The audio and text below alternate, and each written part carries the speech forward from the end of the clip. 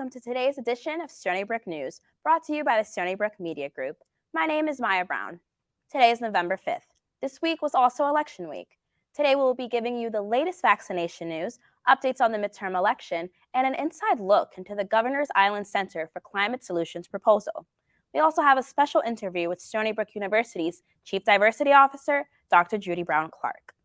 Following this week's midterm elections, New Yorkers caught a red wave, especially here on Long Island. Republicans were victorious in all three major races in the region.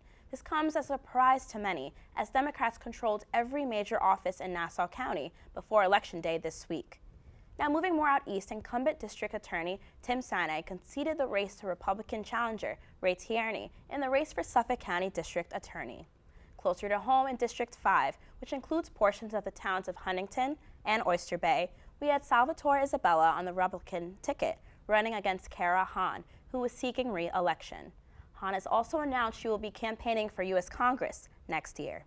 Hahn has already been declared the winner with a lead of about 74 votes. The current results show that there would only be about 5 Democratic winners in 18 legislative district races in Long Island. However, Democrats gained a win with Eric Adams' win for mayor of New York City. The former police captain is set to be the second black mayor in New York's history. He is set to take office on January 1st.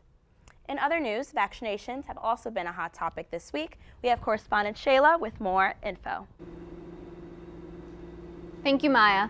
The U.S. Food and Drug Administration has authorized an emergency use of the Pfizer BioNTech COVID-19 vaccine for the prevention of COVID-19 for children 5 through 11 years of age. The effectiveness of the vaccine in children 5 through 11 was found to be 90.7%. Immune responses found to be the same as those of the age 16 to 25. The vaccine for children in the age group also follows a 2-dose series, 3 weeks apart, but with a lower dosage than is used for those 12 and over. Days after the FDA's approval, New York City Mayor Bill de Blasio issued an incentive to get children 5 to 11 vaccinated. The incentive includes $100 if you bring your child to a New York City-run vaccine site. Back to you guys at the studio. Thank you so much, Shayla. Now, the Biden administration has also set a deadline for large companies to mandate coronavirus vaccinations. As of January 4th, all U.S. companies with a minimum of 100 employees will be required to have all staff vaccinated or undergo weekly testing. This mandate has received harsh criticism from Republican leadership, claiming the decision oversteps federal authority and infringes on individual rights. A handful of state governors, most notably Governor Ron DeSantis of Florida, have already stated they will oppose it. Once in effect, the mandate will apply to over 84 million workers across the country. We now go over to Justin with an update on the new development at Governor's Island. Thanks, Maya. With all the attention on the UN's Climate Change Summit in Glasgow, strides are being taken to combat the issue right here in New York. Just south from downtown Manhattan, Governor's Island launched a global competition to establish a climate solution center. The winning institution will receive land on the island with up to $150 million of capital funding. Stony Brook University is among the applicants seeking the spot. The school's nearly 200-page proposal envisions the exchange, a center targeting climate-related problems without creating more, focusing on air, water, food, and energy studies.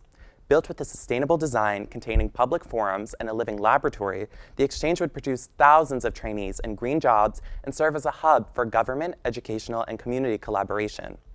The university's plan is outlined in 3 early phases.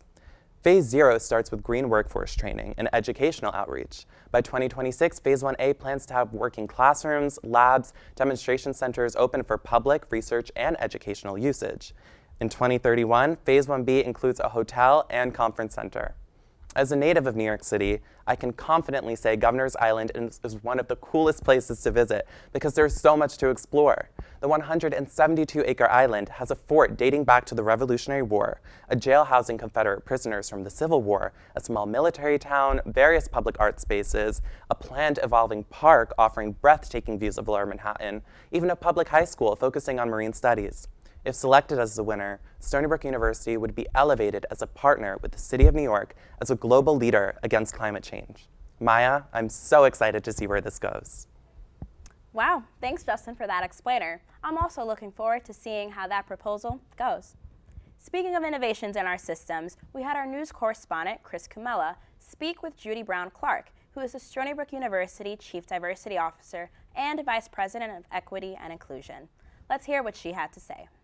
Vice President for Equity and Inclusion and Chief Diversity Officer Judith Brown-Clark, thank you for taking the time to be here today. I hope that you've been staying positive and testing negative lately. How are you doing? I'm doing wonderful, Chris, and absolutely, and I'm thrilled to be here. You have had the opportunity to work in the educational system for well over a decade. And additionally, you have been involved with politics and science, which throughout this passage of time, you had the opportunity to witness the ever-changing landscape of diversity across all boards. Yes. So I wanted to bring up the first question. Across these fields, in your opinion, where do you see the most diversity occurring and where does it seem to particularly lack? I would say a little different between politics and science. So I'll start with science first and education. I think those are kind of hand in hand right now as far as the influences, who is the expert, who is kind of driving directives as it relates to research. Many times people of color and underrepresented populations are being studied. And now people that are underrepresented and people of color are driving the scientific body of knowledge forward and as well as within education. And so I think representation in leadership is changing. And I think the diverse voice of how things are being, how policies are being implemented, especially with COVID, we realized with the social determinants of health, we saw large disparities within our healthcare system. And that really opened the door for diverse voices, inclusive policies, and fair and equitable practices. That being said, with the Stony Brook's diversity plan, are there any components in particular that you anticipate will be a success as they are added in the near future? So one of the things I think is a real success is we have 73 diversity committees across our entire campus. So from Stony Brook, the schools, from all our centers, from the Stony Brook medical schools, and from Stony Brook hospitals, our 5 hospitals, we have 73 diversity committees that are owning spaces by discipline and by issues. So we really have boots on the ground of individuals that can ask the questions, get the resources and solve the problems. I think that is critical to really addressing things real time with expertise and really coming from student populations or students on these groups, as well as faculty and staff. Some don't have faculty, some are only students.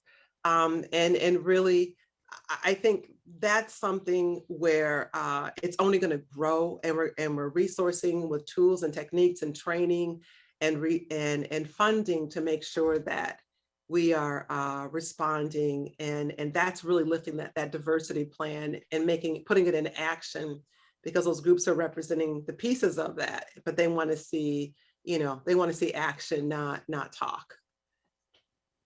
And action we will hopefully see. Dr. Judith Brown-Clark, thank you very much for taking the time to meet with us today.